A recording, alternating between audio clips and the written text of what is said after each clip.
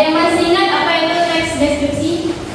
Saya Ibu. Ya. Teks deskripsi adalah teks yang menggambarkan suatu objek atau suatu peristiwa secara detail. Nah, bagus sekali.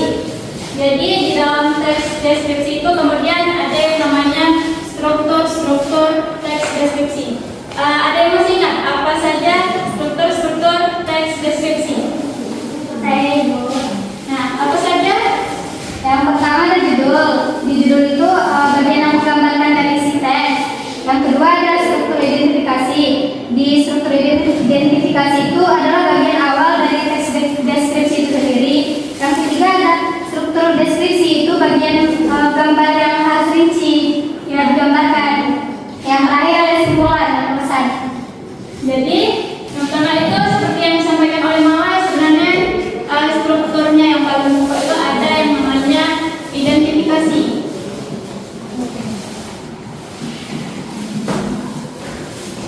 Nah, di dalam identifikasi ini dia membahas tentang gambaran umum dari objek tersebut, gambaran umumnya saja. Misalnya seperti spidol ini. Spidol ini kalian jelaskannya seperti ini. Spidol merupakan sebuah alat tulis yang biasa digunakan dalam proses belajar mengajar. Misalnya seperti itu.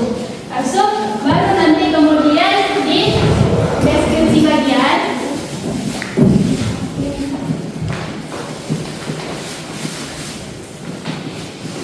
baru di sini kalian jelaskan bagaimana bentuk spidol ini, warnanya warna apa, seperti itu. Kalian menjelaskan lebih rinci ini di bagian yang namanya deskripsi bagian. Kalian jelaskan secara lebih detail lagi. Kemudian yang ketiga itu ada kesimpulan. Bukan kesimpulan sih, lebih tepatnya ke penutur.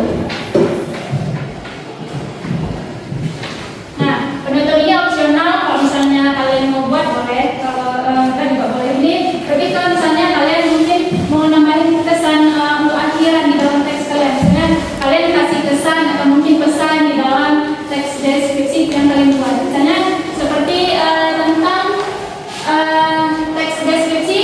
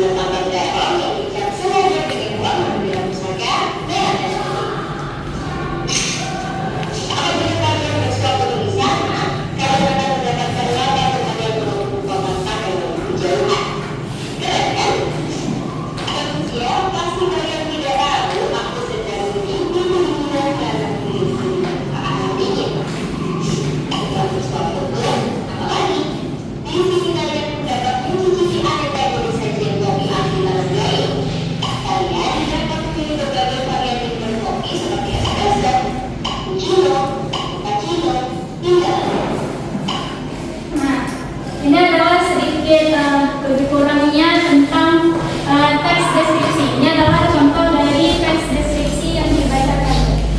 Nah, jadi setelah menonton video ini, Ibu ingin kalian membagi menjadi 4 kelompok. Sudah? Menjadi 4 kelompok.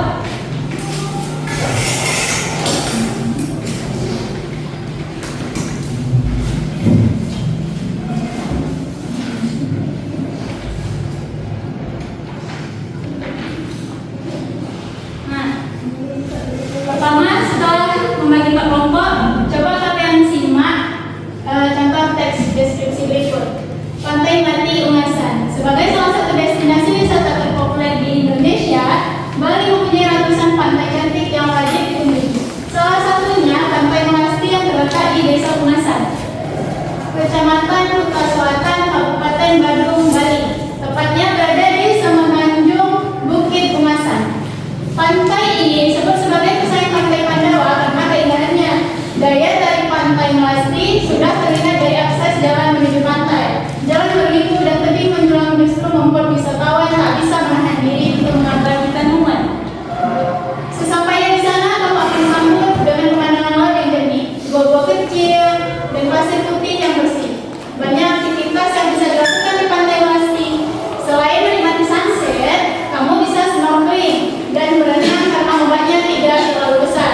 Meskipun masih dalam pengembangan, Pantai Melasti menyediakan toilet, tempat membilas kaki, serta ruang ganti yang nyaman. Untuk menikmati suasana Pantai Melasti, kamu tidak dikenakan biaya alias gratis. Maka dari itu pengunjung diharapkan terus menjaga kebersihan dan kelestarian di area pantai. Nah, dari teks ini, coba Ibu ingin tahu yang mana kira-kira yang dinamakan dengan identifikasi.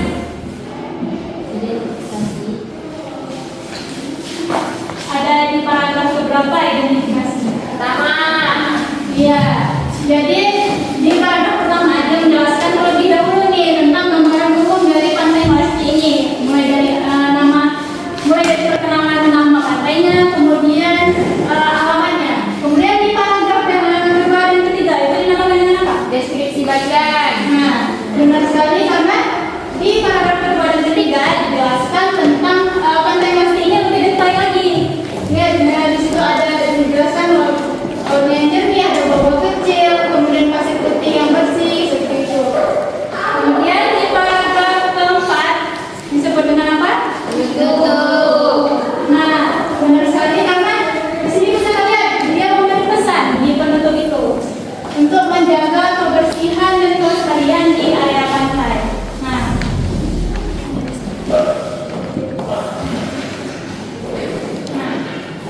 jelaskan dulu. Di sini ada judul ini. Kita coba dulu teks deskripsi tersebut menjelaskan tentang Pantai Melasti. Nah, kemudian identifikasi itu sama dengan gambaran umum, yaitu paragraf pertama dari teks menjelaskan tentang gambaran umum dan lokasi Pantai Melasti sebagai salah satu destinasi wisata di Bali. Kemudian deskripsi bagian itu menjelaskan secara rinci mengenai keindahan Pantai Melasti seperti yang Ibu jelaskan tadi.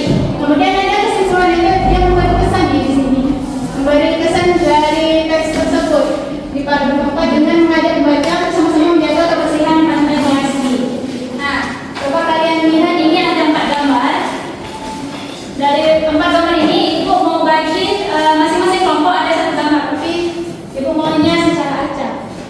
Nah, dari ke-4 gambar ini masing-masing kelompok dan masing-masing kelompok akan mendapatkan 1 gambar. Nah, kalian membuat teks deskripsi tentang gambar tersebut. Nah, ini petunjuknya, coba dipahami baik-baik. Pertama itu kalian amati dulu gambarnya yang akan kalian jadikan teks deskripsi, kemudian kalian tentukan dulu informasi apa saja yang kalian dapatkan dari gambar tersebut. Nah, kemudian kalian tentukan urutan struktur deskripsi, mana identifikasinya, kemudian mana deskripsi bagian, dan mana bentuknya. Itu kalau ada. Kemudian, tapi kalau ada, yang lebih bagus lagi. Nah, kemudian buatlah teks deskripsi secara utuh berdasarkan gambar yang telah ditentukan sesuai dengan struktur yang ada di bawah ini. Nah, ini ada penjelasannya di judul itu sebelum paragraf pertama, identifikasi ada di paragraf pertama, deskripsi bagian ada di paragraf kedua dan seterusnya, kemudian ada bentuk di paragraf terakhir. Nah, sebelumnya seperti yang Ibu bilang tadi, Ibu mau gambarnya diacak dulu.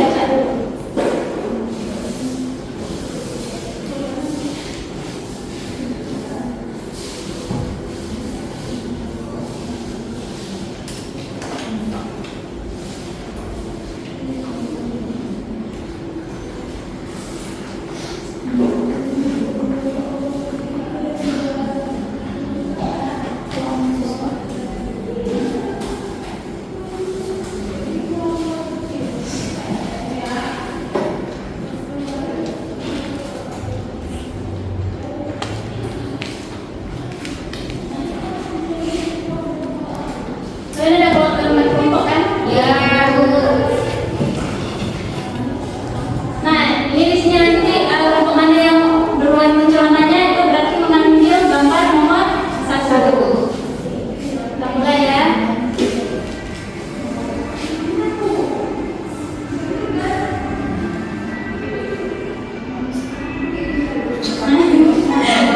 Jadi kelompok 1. Tapi Bu, Nah, kalian ambil gambar nomor 1. ya.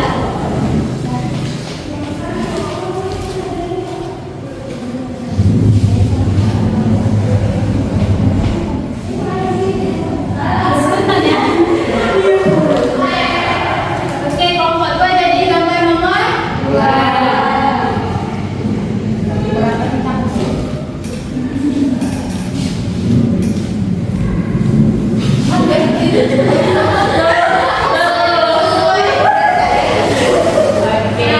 Berarti ini jadi berurutan ya, kelompok 1 sampai dengan kelompok 4 berarti gambarnya berurutan ini ya gambarnya. Nah, itu mau kalian buat, ini ada lembar kerjanya dibagikan. Kan kelompok apa? 1.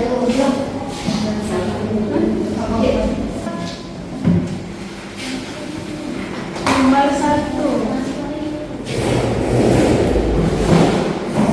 Ini ada ininya, petunjuknya, tolong kalian baca ya.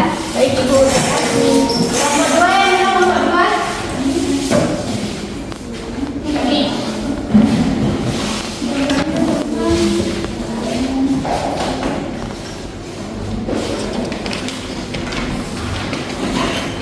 Ini ada petunjuknya.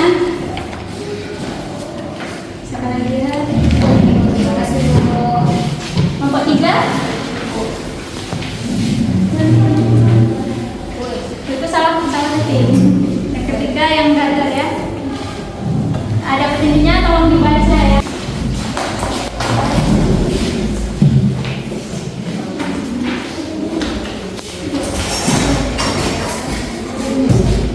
Ini tadi yang gambar 2 ini yang benar gambar 3 ya, sama.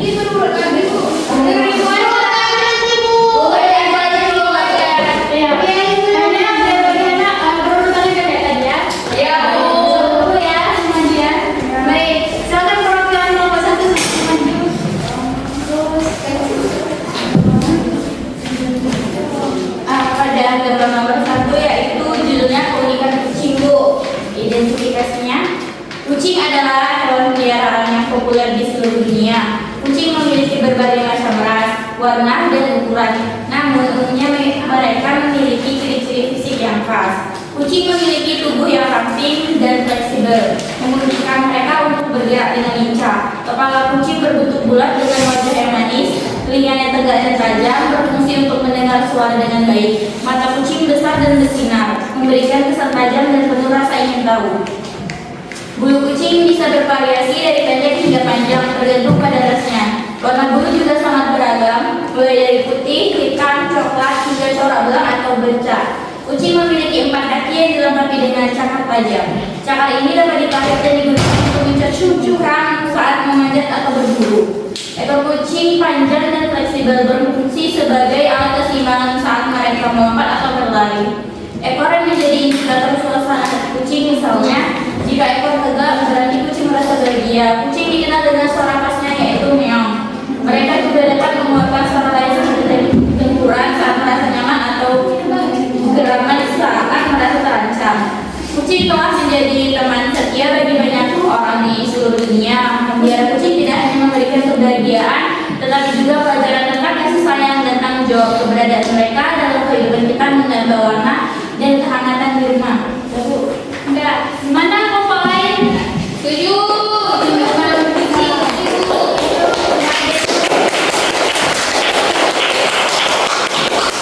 Nah, bagus sekali kelompok 1. Selanjutnya kelompok 2, Ibu persilakan. Terima kasih. Izinkan kami untuk mempresentasikan hasil diskusi kelompok kami pada gambar 2, yaitu judulnya Gunung Mahakarya Tuhan Yang Maha. Bagian identifikasinya, gunung adalah bentuk geografi yang menjulang tinggi di atas permukaan tanah. Biasanya memiliki ketinggian lebih dari 600 meter. Gunung terbentuk melalui proses geologis yang kompleks, termasuk aktivitas vulkanik, pergeseran lempeng tektonik, dan erosi. Di seluruh dunia terdapat berbagai jenis gunung, mulai dari gunung berapi hingga gunung limpatan.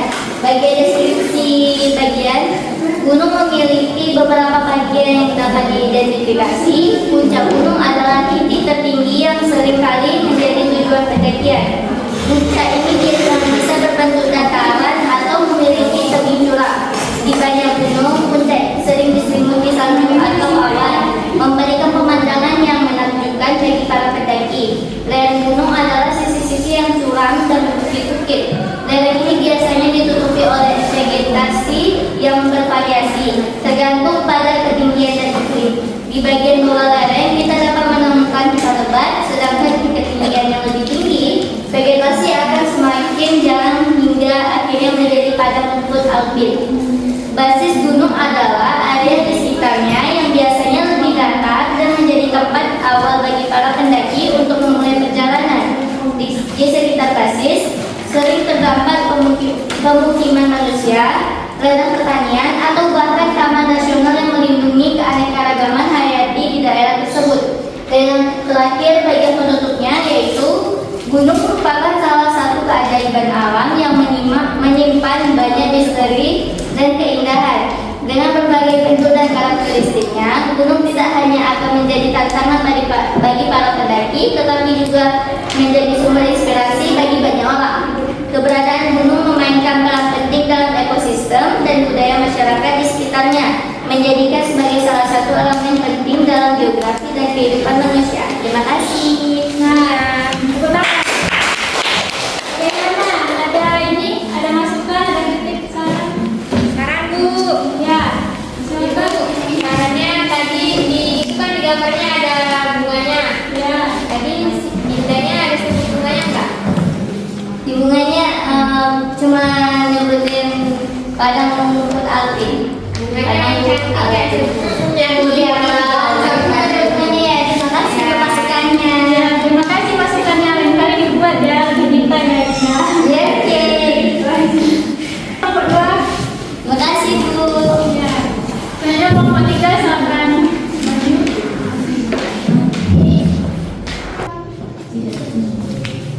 Deskripsi judulnya kue dadar bulu.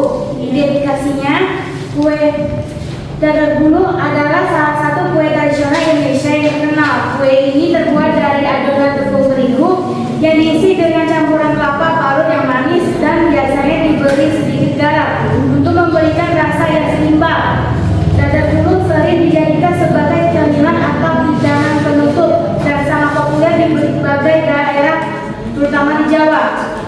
Deskripsi bagiannya. Kue dadar gulung memiliki beberapa bagian yang menarik. Kue dadar terbuat dari campuran tepung terigu, air, dan pewarna alami seperti pandan untuk memberikan warna hijau yang khas. Kulitnya tipis dan lembut sehingga mudah digulung. Proses pembuatan kue ini melibatkan teknik memasak di atas wajan datar sehingga matang sempurna. Isi kue ini terdiri dari kelapa parut yang dicampur dengan gula merah dan sedikit garam. Gula merah memberikan rasa manis yang khas, sementara kelapa parut memberikan tekstur yang kenyal dan aroma yang menggugah selera. Campuran ini biasanya dimasak sebentar agar semua bahan tercampur rata dan gula meleleh. Setelah kulit dadar dibuat dan diisi dengan campuran kelapa, kue ini digulung dengan rapi. Dadar gulung biasanya disajikan dalam potongan kecil, seringkali dihiasi dengan taburan kelapa parut atau daun pandan untuk menambah keindahan dan aroma. Penutupnya, kue dadar gulung bukan hanya sekedar makanan, tetapi juga merupakan bagian dari budaya kuliner Indonesia yang kaya. Dengan rasa manis dan gurih serta tekstur yang lembut, kue ini mampu memanjakan lidah siapa saja yang mencobanya. Kue ini sering dijadikan pilihan dalam berbagai acara, mulai dari perayaan hingga sekedar cemilan sehari-hari. Dengan kelezatan dan keunikan yang dimilikinya, kue dadar gulung tetap menjadi favorit banyak orang Indonesia. Baik, tepuk tangan dulu. Ada yang mau beri saran, kritik, saran? Masih ada? Ada. Baik, silakan duduk kelompok 3. Nah, selanjutnya kelompok 4, boleh. Baik, perkenalkan nama saya Esa Marina, saya berasal dari kelompok 4. Di sini kami ingin menjelaskan tentang ruang kelas kami yang nyaman untuk belajar. Identifikasinya, kelas adalah ruang belajar yang menjadi tempat siswa dan guru berinteraksi untuk proses pembelajaran. Kelas ini biasanya terletak di dalam gedung sekolah dan dilengkapi dengan berbagai fasilitas yang mendukung kegiatan belajar mengajar. Deskripsi bagiannya, kelas kami memiliki ukuran cukup luas dengan dinding berwarna putih yang memberikan suasana menyenangkan. Di dalamnya terdapat beberapa bagian penting seperti meja dilengkapi dengan kursi yang nyaman tersusun rapi dalam barisan. Di bagian depan kelas terdapat papan tulis besar tempat dosen menjelaskan materi pembelajaran. Terdapat pula proyektor yang digunakan untuk menampilkan materi pembelajaran dari komputer. Proyektor ini membantu siswa memahami konsep-konsep yang lebih kompleks melalui gambar dan video. Kelas dilengkapi dengan jendela besar yang memungkinkan cahaya alami masuk ke dalam ruangan. Jendela ini juga memberikan pemandangan taman yang hijau, menciptakan suasana belajar yang segar. Penutupnya, secara keseluruhan kelas ini merupakan lingkungan belajar yang nyaman dan inspiratif dengan fasilitas yang memadai dan suasana yang mendukung. Siswa dapat belajar dengan lebih efektif dan menyenangkan. Kelas bukan hanya sekedar tempat untuk mendapatkan ilmu, tetapi juga merupakan ruang di mana kreativitas dan kolaborasi berkembang. Demikian saja. Ada yang ingin bertanya atau ingin kritik? Nggak ada. Baik, tepuk tangan dulu untuk kelompok 4. Nah, jadi tadi semua kelompok sudah bisa nih membuat teks deskripsi. Ibu harap kalian mendapat pemahaman materi yang Ibu beri hari ini. Kira-kira apa nih? Materi hari ini apa saja yang kalian dapatkan? Tentang struktur teks deskripsi. Nah, ada lagi apa-apa aja yang Ibu ajarkan hari ini? Cara membuat teks deskripsi. Nah, benar sekali. Jadi gimana? Udah paham cara membuat teks deskripsi? Nah, baik. Mungkin ada yang ingin bertanya dan belum paham tentang cara membuat teks deskripsi? Tidak, Bu. Tidak, Bu. Baik, udah paham semua ya? Iya, Ibu. Nah, jadi Ibu rasa cukup sekian materi yang dapat Ibu sampaikan untuk hari ini. Di pertemuan selanjutnya kita akan bahas tentang teks eksposisi.